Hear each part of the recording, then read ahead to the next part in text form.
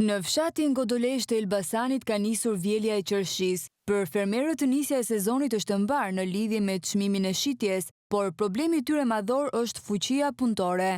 Po ka, ma e du sa ma lije, du në të marrin lekëve në vetë, në e du me qikë sa ma shumë gjitha shpenzime që bëjnë dimër me plera, me punime, së përkatit, gjitha.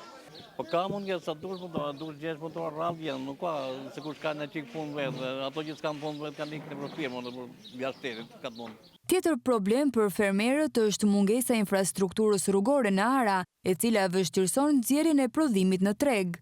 Dum nim hala në shteti, dum rrugë. S'ki me rrugë, se hala koma vetë me gumar me... Këto punëtor ka, i vjelin vetë i shikë. Rrugë si dhe shifë një vetë, nuk bani rrugë bagë. Gjithashtu fermerët ankohen se prodhimi këtë vit u dëmtuar për shkak të motit, ndërsa thonë se shteti nuk i mbështet.